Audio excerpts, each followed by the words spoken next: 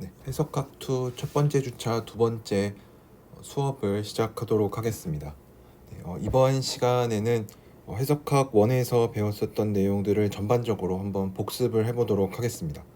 그래서 첫 번째 장에 나와 있는 거는 실수에 대한 얘기인데, 실수에 대한 얘기를 할 때 가장 먼저 우리가 알고 있어야 되는 내용은 Axiom of Completeness라고 부르는 완비성 공리에 대한 겁니다. 그래서 완비성 공리가 뭔지에 대해서 여러분들이 지금 잘 떠오르지 않으신다면은 어떤 책으로 공부하셨든 이 내용을 꼭 알고 계시기를 바랍니다. Axiom of Completeness, 완비성 공리라고 하는 게 뭐냐면 어떤 공집합이 아니고 그게 실수의 부분집합이라고 하면은 만약에 걔가 위로 6에다 라고 하면은 얘는 리스트 어퍼 바운드를 갖는다. 그래서 우리가 여기서 또 알아야 되는 거는 리스트 어퍼 바운드가 뭔지에 대해서 잘 알고 있어야 되겠죠. 얘는 최소 상계라고 부르고, 네. 그래서 여러분들이 지금 이 완비성 공리를 들었을 때 이게 이런 거였구나라는 게 잘 떠오르면은 뭐 굳이 복습을 하지 않으셔도 괜찮고 이 내용에 대해서. 근데 정말 처음 들어보는 것 같다라고 생각하시면은 꼭 어느 책을 보시든 간에 이 완비성 공리에 대해서는 나와 있으니까 요 내용을 여러분들이 꼭 복습을 하셨으면 좋겠습니다. 뭐 최소 상계라고도 부르고 뭐 수프리멈이라고도 쓰는데 어쨌든 요 내용에 대해서 여러분들이 꼭 알고 계셔야 됩니다. 뭐 이거랑 똑같은 명제이긴 한데 이제 위로 6에 대한 얘기를 했으니까 만약에 아래로 6에다 라고 하면은 얘는 greatest lower bound를 갖는다. 그래서 얘는 뭐 최대 하계라고 부르고 infimum이라고 쓰는 요거를 갖는다 라는 거를 여러분들이 잘 알고 계시면은 우리가 실수를 구성을 할 수가 있습니다. 실수가 어떻게 생겼는지는 요거를 잘 보면은 알 수가 있겠죠. 그래서 여러분들이 요 내용을 좀 잘 알고 계시면은 좋을 것 같고, 그 다음에 이거랑 이제 이거의 따름 정리라고 할 수 있는 어떤 이 완비성 공리의 여러 가지 결과들이 많이 있는데 그것들 중에 하나는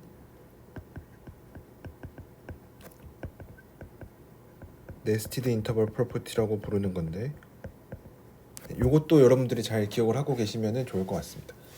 뭐 제가 뭐 모든 내용들을 다 뭐 쓰지는 않겠지만 그래도 좀 한번 적어보면은 어떤 IN이라고 하는 게 이런 닫힌 구간이라고 해보면, 그랬을 때 만약에 얘가 이제 요거를 만족하는 거를 우리가 네스티드라고 부르는데 다음 번째 있는 게 원래 앞에 거에 포함되어 있는 경우, 그러니까 이런 경우를 생각하면은 결국은 서로 이런 포함 관계가 있는 닫힌 구간들을 생각을 하자라는 건데,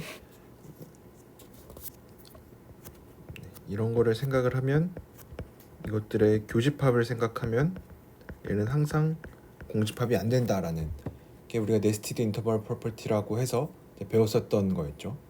여러분들이 이것도 잘 기억을 해주시면 좋을 것 같고, 그 다음에 또 하나 우리가 알아줘야 되는 거는 유리수가 조밀하다. 이제 유리수가 실수에서 이제 조밀하다라는 얘기를 할 텐데, 이것도 뭐 되게 중요한 내용이었죠. 만약에 A랑 B가 둘 다 실수이고 대소관계가 뭐 이렇게 정해져 있을 때, 그랬을 때는 이제 어떤 유리수가 하나 반드시 존재하는데 어떤 유리수냐면 여기 사이에 들어있는 유리수가 항상 반드시 존재한다. 그래서 이런 것들을 여러분들이 좀 제가 중요한 것들만 얘기를 하고 있는데 이제 이거 말고도 다른 내용들도 같이 보시면은 아마 해석학 2에서도 뭐 어떤 앞에서 어떤 내용이 뭐 나올지 모르니까 우리가 모든 내용들을 다 복습을 하고 있으면 좋겠죠. 뭐 이런 얘기들을 우리가 했었고, 그 다음에 또 중요하게 다루는 내용 중에 하나가 카디널리티라고 부르는 건데, 우리가 이런 거를 얘기를 할 때 많이 했었던 얘기들은 카운터블이라는 얘기를 많이 했었죠. 그래서 카운터블이라고 하면은 자연수랑 1대1 대응이 되는. 그래서 뭐 1대1 대응이라고 하는 거는 두 집합 사이에 어떤 단사도 존재하고 전사도 존재하는, 그래서 전단사 사상이 존재하면은, 원투원 온투 맵이 존재하면은 우리가 카운터블이라고 불렀었죠. 그럼 이제 어떤 집합들이 카운터블이냐 하는 거는 뭐 굉장히 많이 물어보는 것들 중에 하나인데, 자연수 카운터블이고 유리수까지도 카운터블이 잘 된다. 자연수, 정수, 유리수까지 카운터블이 잘 된다. 근데 언카운터블이라고 하는 거는 이제 자연수 집합과 1대1 대응이 되지 않는 거를 우리가 언카운터블 셋이라고, 셀 수 없는 집합이라고 부르는데, 뭐 대표적인 예가 실수였었죠. 그래서 실수가 이 셀 수 없다라는 거는 우리가 증명을 여러분들이 잘 기억을 하고 있어야 되겠죠. 그래서 이거의 결과는 우리 칸토의 정리로 알고 있으니까, 칸토의 뭐 대각화 논법이라고 해서 많이 불렀었는데, 뭐 증명의 기본적인 아이디어는 뭐 대각화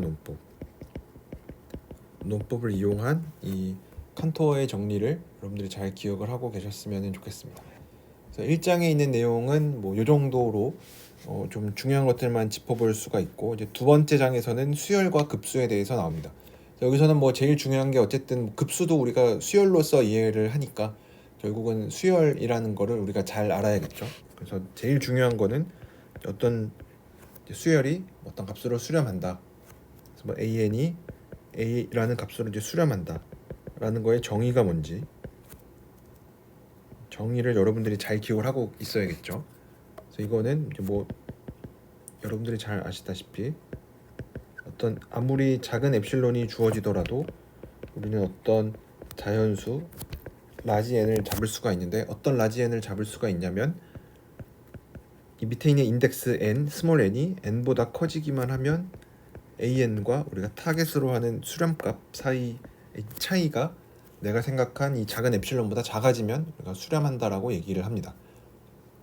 그래서 이거는 뭐 굉장히 중요한 내용이니까 우리가 해석학 전반에 있어서 어떻게 보면 제일 중요한 거라고도 볼 수 있으니까, 이 수렴한다의 정의를 여러분들이 당연히 잘 알고 계셔야 되고, 뭐 이거에 따라서 뭐 수열의 어떤 이 수렴성에 대해서는 뭐 여러 가지 성질들이 있었죠. 뭐 수열의 수렴값의 유일성이라든지,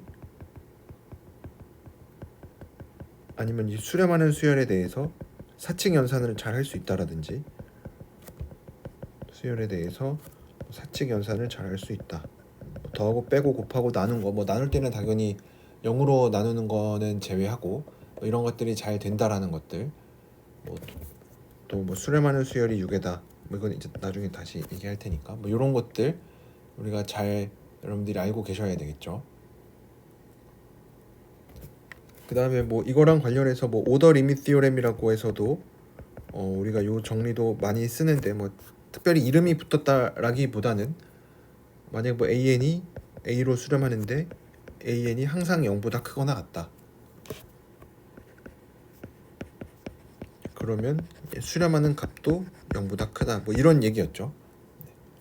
뭐 이런 것들도 여러분들이 지금 딱 봤을 때 증명을 어떻게 하는지 잘 모르겠다라고 생각이 들면은 책을 한번 더 보고 복습을 할 필요가 있습니다. 또 하나 많이 쓰는 것 중에 하나는 뭐 스퀴즈 티오렘이라고 해서 뭐 AN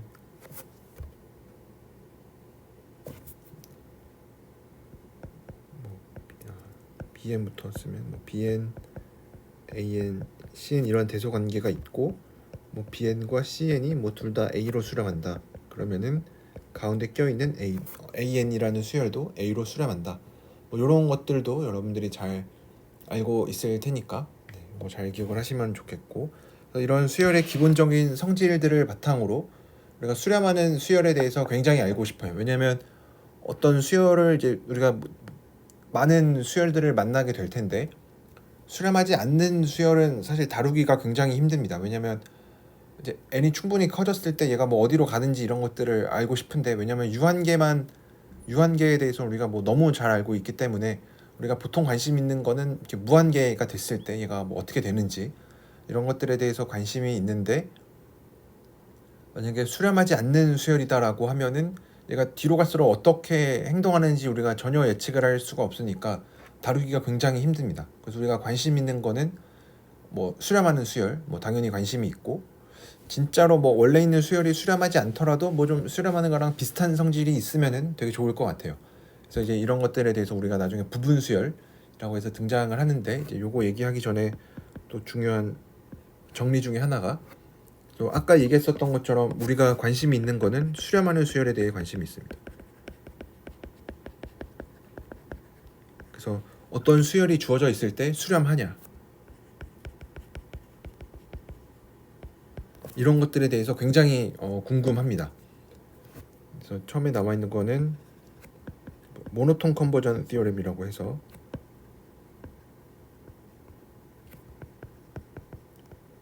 얘가 하는 얘기는 어떤 수열이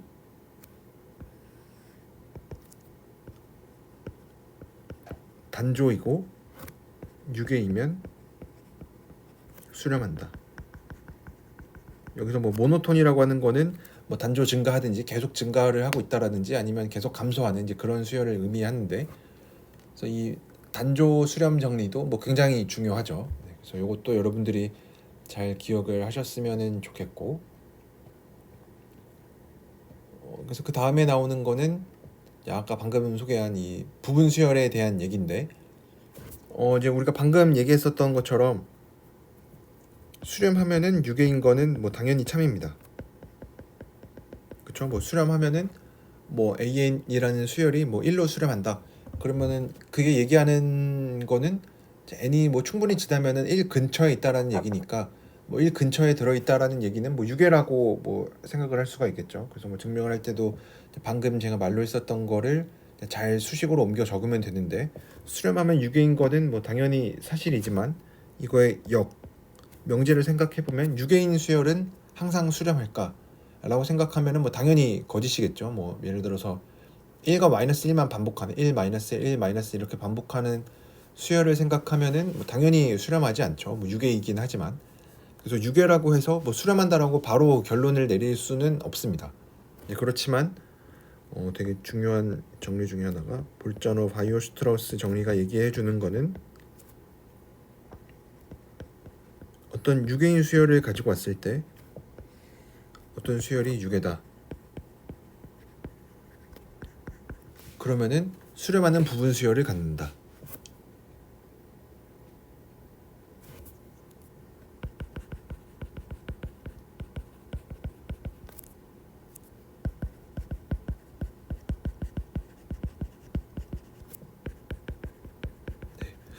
그래서 유계이면은 이제 원래 있는 수열이 수렴한다라고 얘기를 할 수는 없지만, 이제 원래 있는 수열이 유계이면은 수렴하는 부분 수열을 갖는다. 그래서 우리가 전체 수열 전체에 대해서는 알 수는 없지만 그 안에 있는 부분 수열은 뭐 모든 부분 수열이 수렴한다라는 얘기는 절대 아니고, 수렴하는 부분 수열을 적어도 하나 갖는다. 그래서 요 정리에 대한 증명도 여러분들 잘 기억을 하시면 좋을 것 같습니다. 그래서 그 다음에 나오는 내용도 또 중요한 내용 중에 하나인데, 뭐 코시 크리테리언이라고 부르는 건데, 얘도 마찬가지로 아까 얘기했었던 것처럼 우리는 어떤 수열이 수렴하는지에 대해서 굉장히 관심이 있습니다. 그래서 수렴하는지를 판별하는 판별법 같은 거에 대해서 굉장히 궁금한데, 얘가 얘기를 하고 있는 거는 어떤 수열이 수렴한다라는 거랑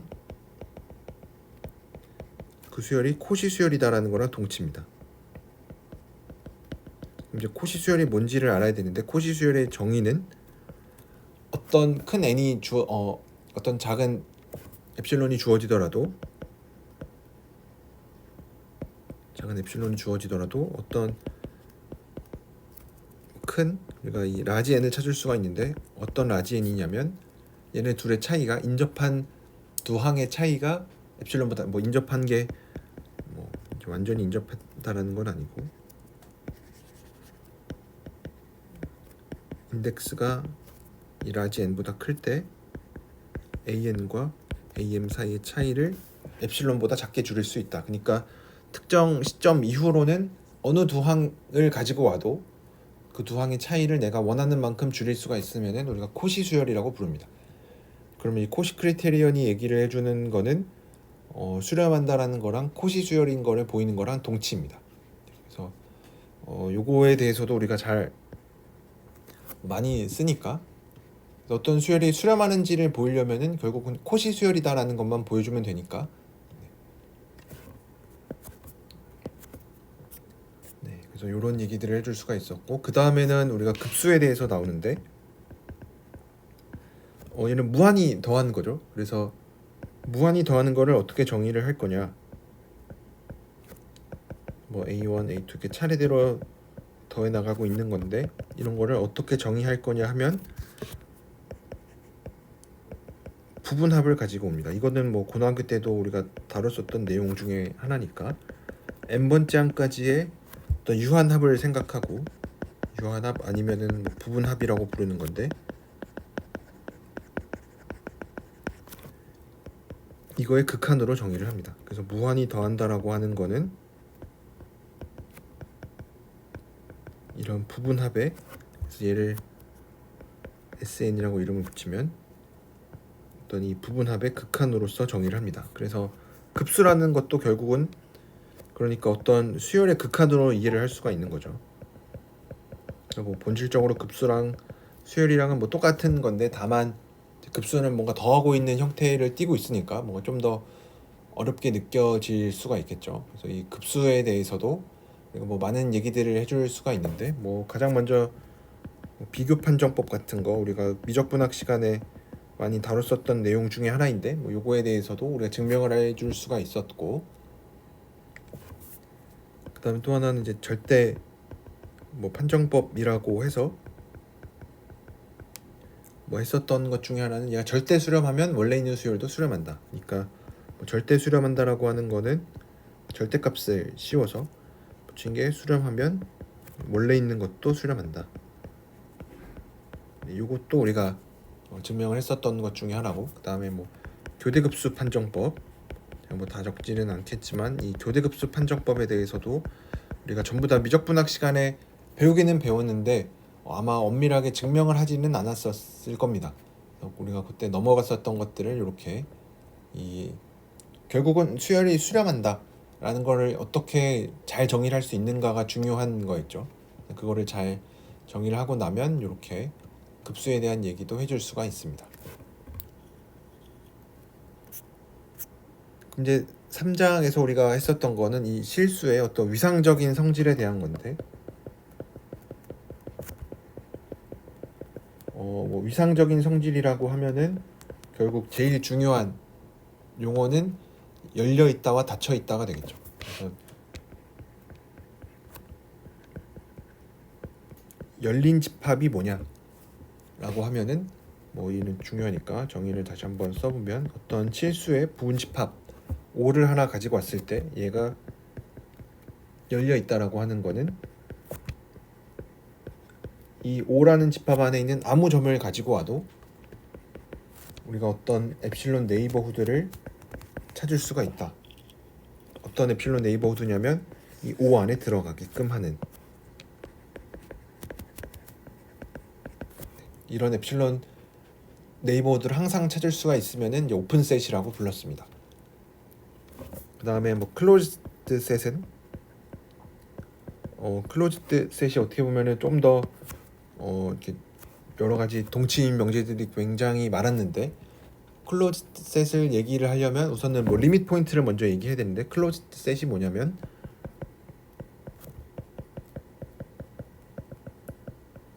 얘가 닫힌 집합이라고 하면은 얘는 이거의 리밋 포인트들을 전부 다 포함한 거를 우리가 닫힌 집합이라고 부릅니다. 그러려면은 우리가 리밋 포인트가 뭔지를 알아야 되겠죠. 그래서 리밋 포인트는 어떤 x라는 점이 어떤 집합 A의 리밋 포인트라고 한다라고 하는 거는 어떤 아무리 작은 엡실론 네이버후드를 생각을 해도 이 x 주위에 얘가 A와 교집합이 있으면 됩니다.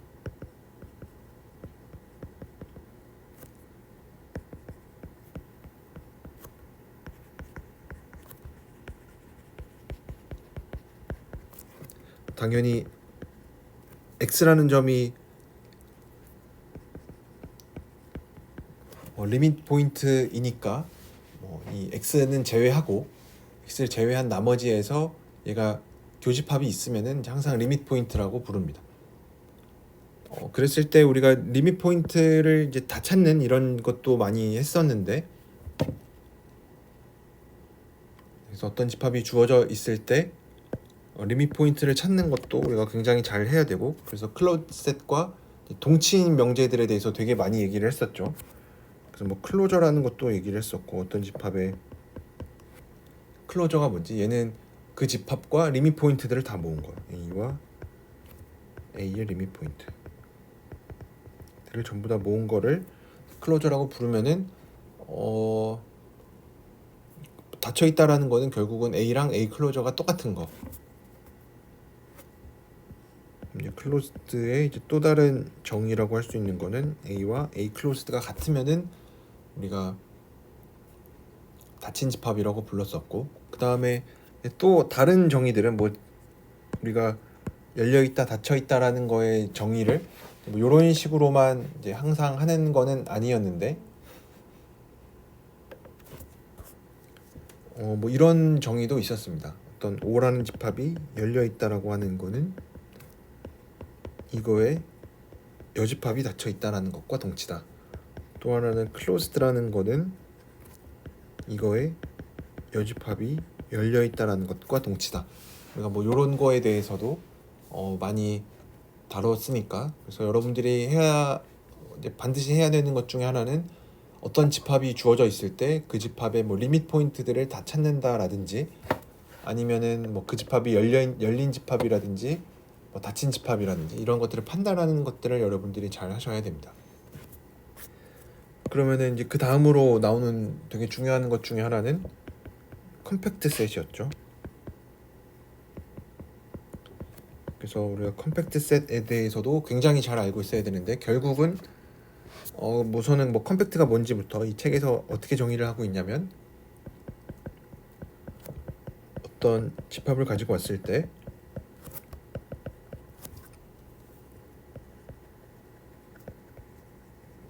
이 K 안에 있는 뭐 어떤 수열을 가지고 오더라도 얘는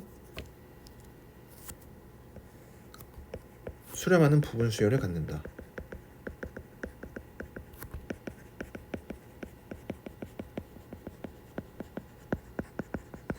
이거를 만족하면은 근데 이 수렴한 값이 K에 있는, 그래서 요거를 만족하면은 우리가 컴팩트 셋이라고 불렀습니다.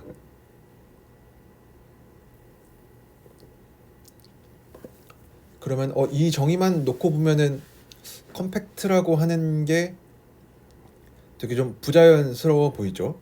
왜냐면 정의하는 것 자체가 약간 우리가 앞에서 배웠었던 거랑 굉장히 비슷한 느낌이 있는데, 어느 수열을 가지고 와도 수렴하는 부분 수열을 갖는다라는 얘기는 어디서 등장을 했었냐면 볼차노 바이오스트라우스 정리할 때 등장을 했습니다.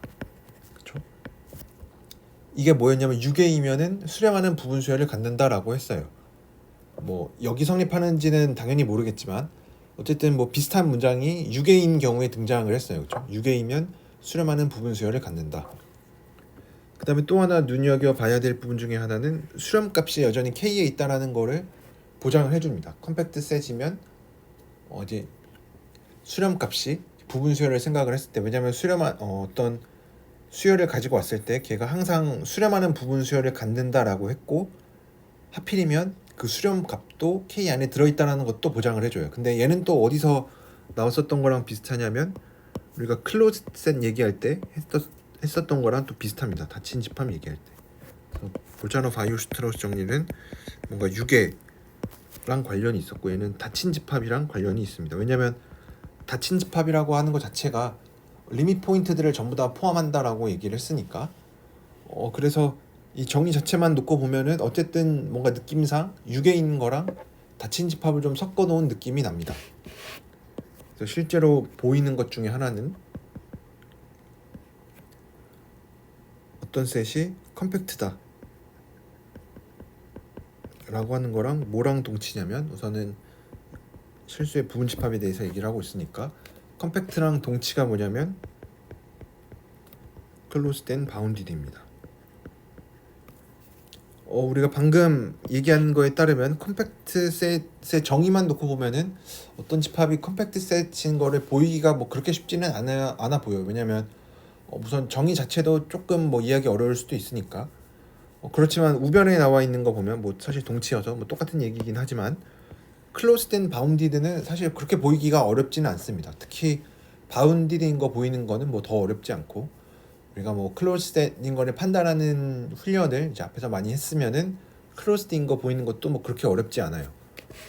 그래서 어떻게 보면 이 컴팩트 셋은 정의 자체만 놓고 보면은 조금 이게 왜 좋은 성질을 갖는지도 잘 모르겠고, 좀 보이는 것 자체도 어려워 보였는데, 이 캐릭터라이제이션을 통해서 우리가 알 수 있는 거는 컴팩트 셋은 그냥 단순하게 클로즈드 앤 바운디드랑 똑같구나 라는 거를 알 수가 있습니다. 마지막으로 하이네 보렐 티어렘이 얘기를 해주는 거는 이제 컴팩트랑 동치인 거를 명제를 하나 더 소개를 해주는데, 컴팩트라는 것과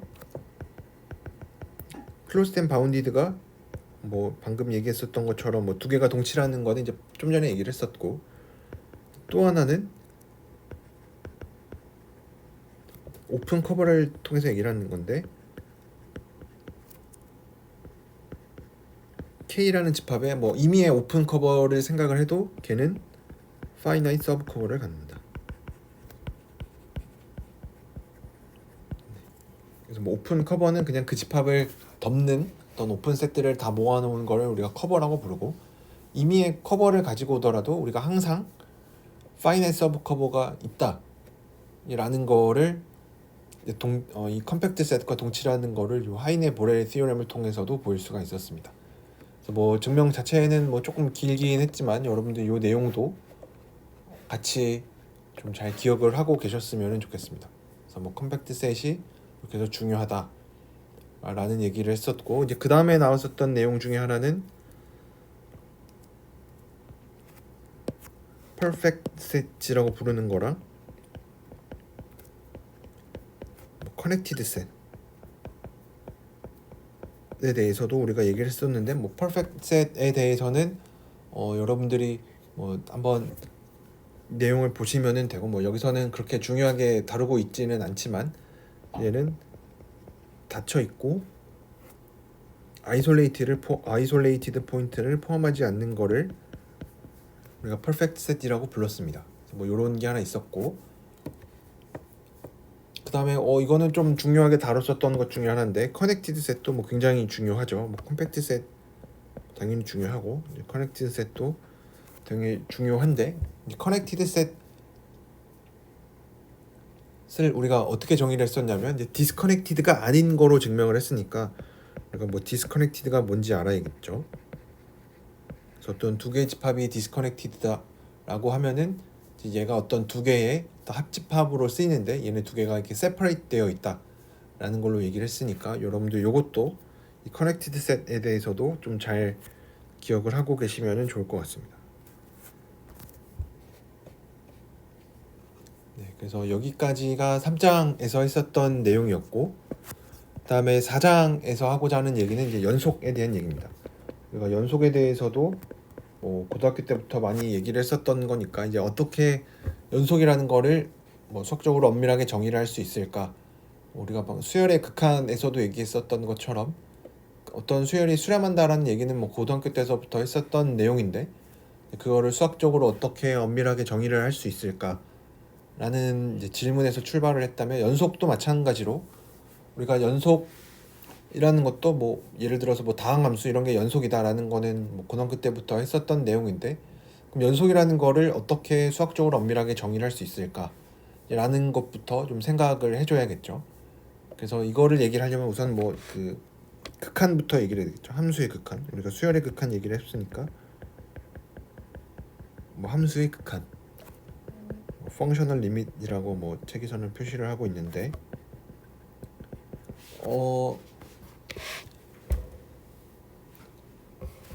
그래서 얘가 얘기를 하고 있는 거는 우리가 요 기호는 굉장히 많이 썼죠. x가 c로 가까이 갈 때 fx가 l로 가까이 간다 라고 하는 거는 뭐냐면 어떤 모든 엡실론에 대해서 뭐 주어진 엡실론에 대해서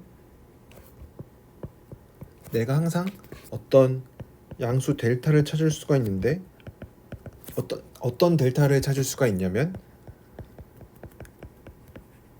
얘를 내가 c와 x 사이의 거리를 델타만큼 줄일 수 있으면 f와 함수값과 이 타겟으로 하는 극한값 사이의 차이를 내가 엡실론보다 줄일 수 있다 라는 겁니다. 그래서 요거에 대해서도 여러분들이 당연히 잘 알고 계셔야 되겠죠. 수열의 극한과 마찬가지로 굉장히 중요한 내용 중에 하나니까. 그래서 함수의 극한을 잘 알고 있으면은 결국 우리가 나중에 소개를 하겠지만 뭐 함수가 연속이다, 뭐 미분 가능하다라는 얘기들도 전부 다 이제 극한으로 함수의 극한으로서 얘기를 해줄 수가 있는 거니까 요거를 잘 기억을 하고 계셨으면 좋겠습니다. 여기서 뭐 한 가지 또 살짝 얘기해 줄 것 중에 하나는 할 것 중에 하나는 함수의 극한을 얘기할 때는 이 함수 값에서 뭐가 뭐 정의가 되어 있다 이런 거는 필요가 없습니다.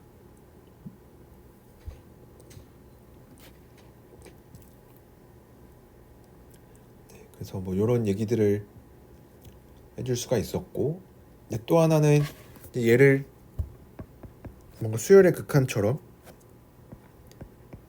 그래서 뭐 시퀀셜 크리테리언이라고 부르는 것 중에 하나인데,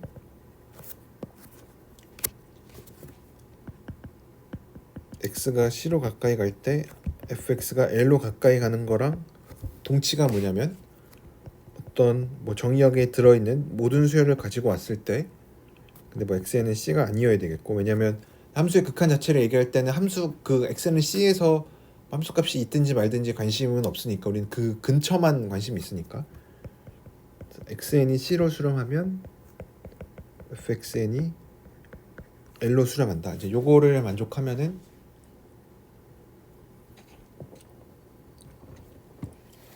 우리가 함수의 극한이 존재한다라고 얘기를 합니다. 그래서 뭐 이런 것들을 하고 나면은 우리가 연속이라는 것도 증명을 해줄 수가 있습니다. 정의를 해줄 수가 있습니다. 연속이 뭐냐?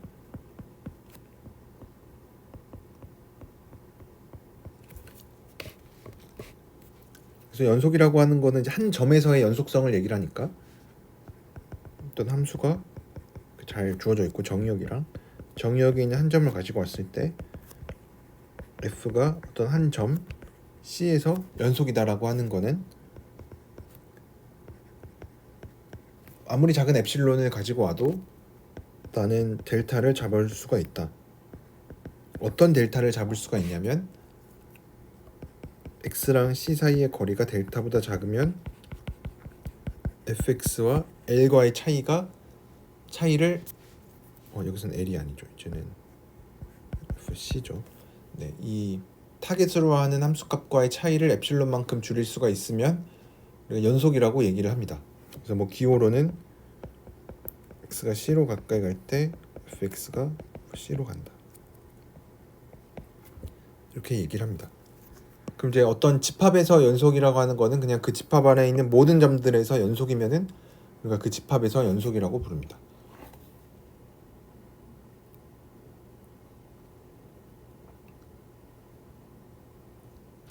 그래서 이거에 대해서 뭐 여러 가지 정리들도 뭐 나오는데, 아까 얘기했었던 이 수열로 정의를 하는 것 중도 있었고, 그 다음에 뭐 어떤 두 개의 연속 함수를 가지고 와서 그 두 개를 더한 것도 연속이고, 뭐 사칙 연산이 여전히 성립한다라는 거.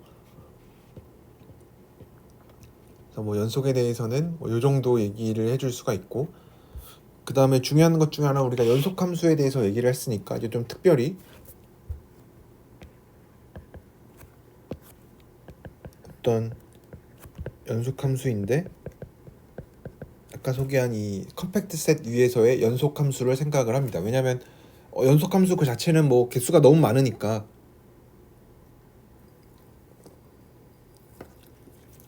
종류가 너무 많기도 하고, 이제 그 연속 함수들의 이제 모든 연속 함수들의 성질에 대해서는 우리가 방금 살펴봤고, 이제 그 다음으로 할 거는 이제 정의역을 조금 좁혔을 때 조금 특별한 정의역에서는 뭐 함수의 성질이 좀 더 좋아지지 않을까, 뭐 이제 이런 질문을 생각을 했을 때 특별히 이 컴팩트 셋을 가지고 옵니다. 아마 이 컴팩트 셋을 처음 소개를 할 때 이런 컴팩트 셋을 왜 정의를 하는지 좀 궁금한 것들이 많았는데, 왜냐하면 뭐 책에서도 그렇고 뭐 좋은 집합이라고 소개는 하는데 그 뭐 왜 좋은지, 뭐 컴팩트 셋이 어디에 쓰이는지 이런 것들에 대해서는 나중에 나오니까, 이 컴팩트 셋을 소개할 당시에는 이 컴팩트 셋의 장점이라고 할 만한 것들을 소개하지는 못했는데, 여기서부터 이제 컴팩트 셋의 장점이 나타납니다.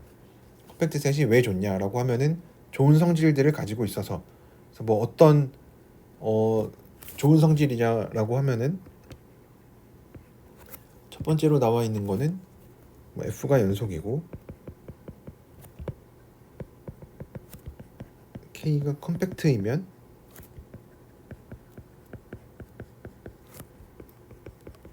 K의 이미지, F에 대한 이미지도 컴팩트입니다. 이제 이거를 보이고 나면은 이게 왜 좋은 거냐라고 하면은, 컴팩트 셋은 아까 우리가 뭐라고 얘기를 했었냐면 클로즈드 앤 바운디드라고 얘기를 했었죠. 그래서 얘는 결국은 최대 최소를 가집니다. 그래서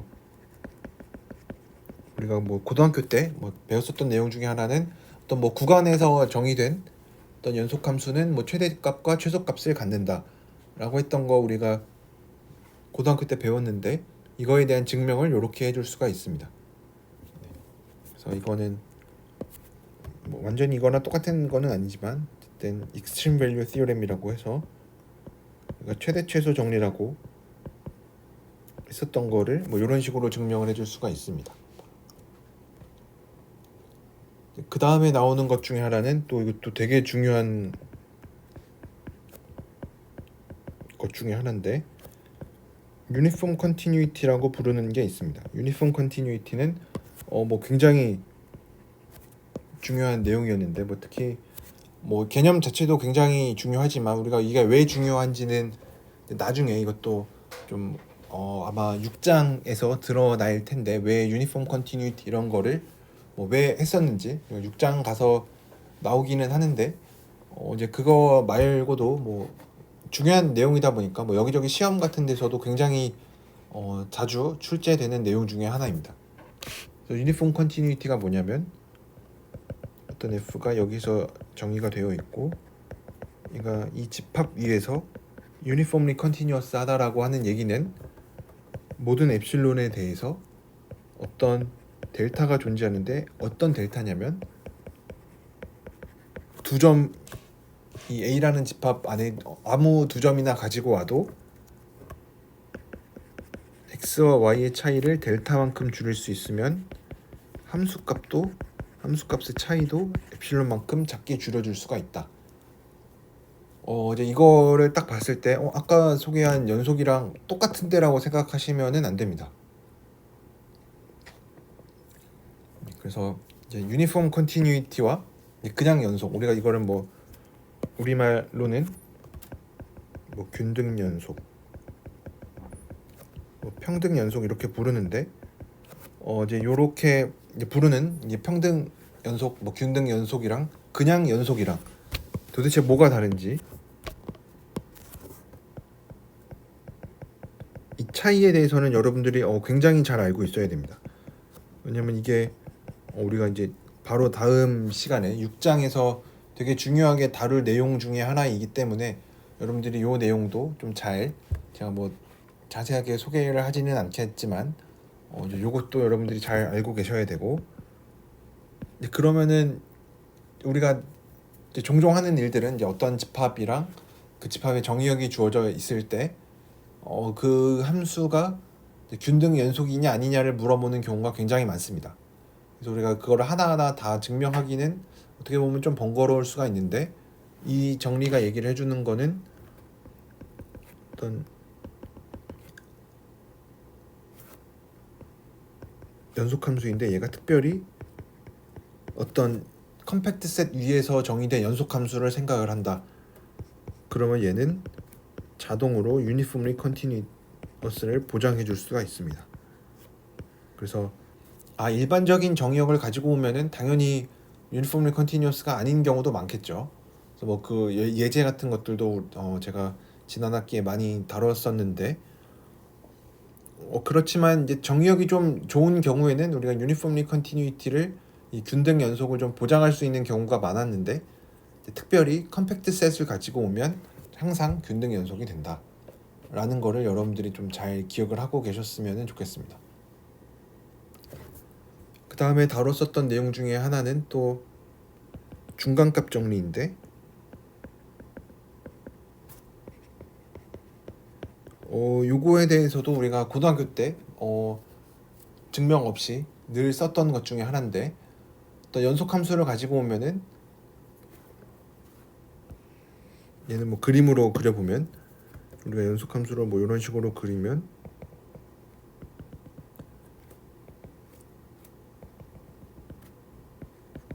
함수값 요 사이에 있는 아무 점이나 가지고 와도 아무 값이나 가지고 와도 얘를 만족하는 어떤 C가 존재한다. 함수값이 L이 되는 C가 이 정의역 안에 존재한다 라는 겁니다. 그래서 요거를 또 알고 있으면은 좋은 것 중에 하나는 연속 함수에 대해서 우리가 많이 공부를 하고 있는데 연속 함수를 왜 배우냐? 연속이 아닌 함수들은 또 굉장히 행동이 이상하기 때문에 막 끊어져 있는 애들이 많기 때문에 우리가 공부를 하기가 굉장히 힘듭니다. 그 함수들의 성질을 전부 다 알아보기가 굉장히 힘든데 연속 함수는 뭐 되게 좋은 성질들을 가지고 있습니다. 그럼 이제 그 좋은 성질들이 뭐냐? 뭐 어떤 성질들이 있길래 그 함수가 좋다라고 하냐라고 하면은 이제 아까 소개했었던 것처럼 컴팩트 셋을 보존해 준다. 되면 뭐 좋은 집합을 좀 좋은 집합으로 여전히 보내준다. 그 다음에 또 하나는 이제 지금 소개하는 것처럼 얘가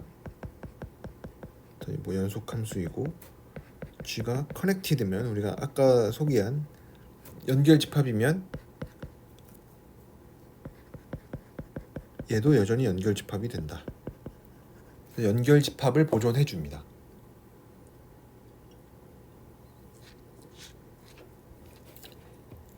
그래서 우리가 뭐 이런 거를 통해서 이제 방금 얘기한 이 사이값 정리도 증명을 할 수가 있었습니다. 그래서 연속에 대한 얘기는 이 정도 제가 핵심 좀 중요한 것들만 좀 짚어서 얘기했는데 또 한 가지 주의하셔야 될 거는 여기 제가 소개하지 않은 게 안 중요하다라는 거는 절대 아닙니다. 뭐 시간 관계상 되게 중요한 것들만 언급을 한 거고 좀 나머지 것들도 여러분들이 좀 잘 복습을 하셨으면 좋겠습니다. 그 다음에 나와 있는 거는 미분 가능성에 대한 얘기인데 미분 가능성도 우리가 고등학교 때 배워서 이미 알고 있죠. 고등학교 때 배웠었던 게 뭐냐면 어떤 함수가 뭐 잘 정의가 되어 있을 때 뭐 적어도 연속인 거는 가정해야겠죠. 이렇게 정의를 했었죠, 그렇죠? 그러니까 정의 자체는 우리가 이미 잘 알고 있고 얘가 어떻게 정의되어 있나 하고 잘 살펴보니까 결국은 어떤 함수의 뭐 몫으로 정의가 된 한 거긴 하지만 또 뭐 몫으로 정의가 된 함수인데 이거의 극한으로서 정의가 됩니다. 그러니까 결국은 미분 가능성에 대한 얘기도 함수의 극한인 셈인 거죠. 그래서 함수의 극한을 우리가 앞에서 얘기를 했으니까 함수의 극한에 대해서만 뭐 잘 알고 있으면은 미분 가능성에 대한 것도 잘 알 수가 있습니다. 그래서 우리가 뭐 고등학교 때 배웠었던 것처럼 뭐 미분 가능한 함수들도 사칙 연산이 잘 된다. 그러니까 뭐 미분 가능한 함수 2개 더하면은 미분 가능한 함수가 되고 뭐 빼도 그렇고 곱해도 그렇고 뭐 심지어는 합성해도 잘 된다. 그래서 그걸 우리가 체인 룰이라고 불렀었죠. 뭐 미적분학 시간에는 다변수 함수에 대해서도 우리가 체인 룰을 얘기를 했었는데 뭐 여기서 이제 일반수 함수니까 뭐 변수가 하나밖에 없어서 그냥 우리가 예전에 알고 있었던 대로 고등학교 때 배웠었던 뭐 건미분, 속미분 뭐 이런 식으로 불렀었던 거랑 똑같은 얘기를 잘 증명을 할 수가 있었습니다. 그다음에 또 중요한 정리 중에 하나는 다르복 정리라고 해서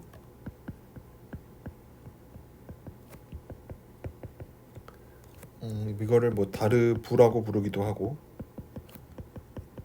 또 다르복이라고 부르기도 하는데 뭐 다르부라고 부르도록 하겠습니다.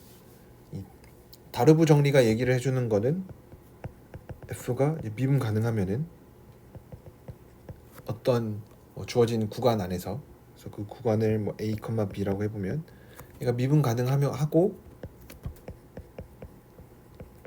이제 알파라는 값이 양 끝에서의 미분 계수 사이에 있으면은 뭐 반대도 마찬가지겠죠. 어쨌든 이 알파라는 값이 요 사이에 들어가 있으면 어떤 c라는 점이 존재하는데 어떤 점이냐면 f'c가 알파가 되는 값이 존재합니다. 그러니까 얘는 미분 가능하면은 도함수가 사이값 성질을 갖는다 라고 얘기를 해줄 수가 있는 거죠. 그래서 이것도 굉장히 중요한 내용 중에 하나입니다. 미분 가능한 함수는 사이값 성질을 갖는다. 그러니까 여기서 얘기하고 있는 거는 f가 미분 가능하면은 도함수가 사이값 성질을 갖는다. 그러니까 여기서 전혀 얘기하고 있지 않은 건 미분 가능하다라고 해서 도함수가 연속인 거는 절대 아닙니다. 그러니까 주의해야 될 부분 중에 하나는 f가 미분 가능하면 도함수가 연속이냐. 도함수. 이거는 거짓입니다. 미분 가능한 함수랑 도함수의 연속성이랑은 전혀 관계가 없습니다. 우리가 은근슬쩍 이런 것들을 막 마음속으로 가정하고 그러는 경우도 많은데 뭐 전혀 사실이 아니니까. 그래서 여러분들 요거를 잘 알고 계셔야 되고, 그 다음에 우리가 중요하게 또 다뤘었던 내용 중에 하나는 평균값 정리입니다. 평균값 정리도 우리가 고등학교 때 많이 언급했었던 것 중에 하나죠. 만약에 얘가 f가 연속이면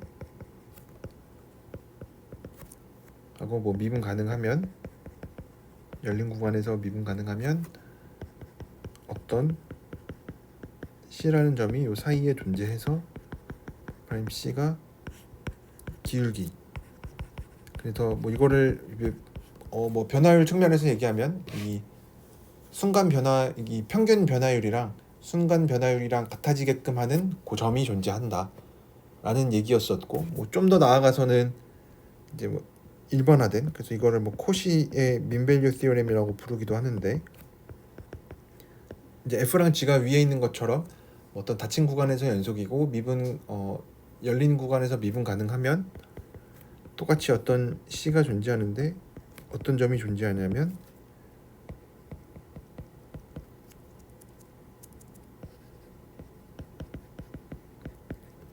얘가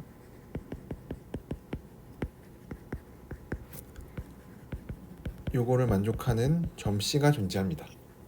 그래서 우리가 요거로 뭘 할 수가 있냐면, 이를 통해서 우리가 할 수 있는 거는 어떻게 보면은 이 장의 제일 중요한 거라고도 볼 수 있는 게 로피탈의 정리를 증명할 수가 있습니다.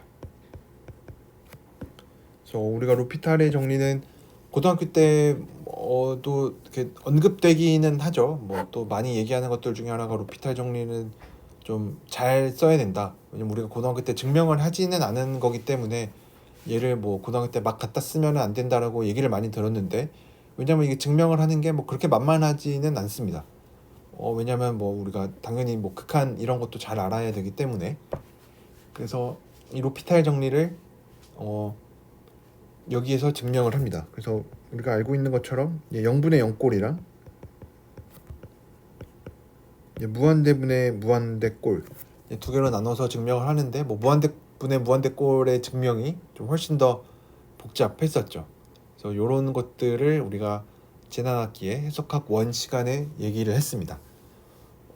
그래서 제가 좀 빠른 시간 동안에 우리가 해석학 1에서 뭐 어떤 내용들을 배웠었는지 좀 간단하게 복습을 해봤는데, 제가 중간중간 언급하지 않은 것들도 있습니다. 뭐 그렇지만 그런 것들이 뭐 전혀 중요하지 않아서 언급하지 않았었던 건 아니고, 이제 상대적으로 중요도가 조금 떨어져서 그렇지 굉장히 우리가 잘 알고 있어야 되는 내용 중에 하나이기 때문에 여러분들이 제가 방금 소개하는 것들은 반드시 알아야 되는 내용이고, 이제 이런 것들을 잘 숙지하지 못한 상태에서, 그러니까 뭐 예를 들어서 나는 아직도 함수의 연속 뭐 이런 거를 보이는 데 있어서 조금 헷갈리는 것도 많다, 좀 잘 보이기가 힘들다, 뭐 수열의 극한의 성질들 가지고 뭐 증명을 하는 게 잘 안 된다 라고 하시면은 해석학 1에 있는 내용을 좀 충분히 복습을 하셨으면 좋겠습니다. 왜냐하면 해석학 2에서는 뭐 당연히 뒤쪽으로 가니까 앞에서 했었던 내용들을 뭐 증명 없이 그대로 가져다 쓰기도 하고, 뭐 증명 테크닉이라든지 이런 것들도 굉장히 많이 등장을 하니까 뭐 내용적으로도 당연히 더 어려워지고, 그래서 여러분들이 해석학 1에 좀 투자를 많이 해서 좀 잘 모르는 경우에 대해서는 좀 많이 복습을 하셔서, 해석학 2에 나오는 내용이 사실 굉장히 어렵습니다. 특히 6장에 있는 내용이 양도 되게 많고 뭐 중요도로 따져도 굉장히 중요한 내용들이 많기 때문에 여러분들이 이 내용은 좀 잘 이해를 하시려면 해석학 1에 있는 내용을 좀 충분히 꼼꼼하게 잘 복습을 하셨으면 좋겠습니다. 네, 그러면은 오늘은 여기까지 하기로 하고, 혹시 정말로 이 앞에 있는 부분이 기억이 안 나면은 이제 꼭 복습을 하셔야 됩니다. 그래서 오늘 수업은 여기까지 하도록 하겠습니다.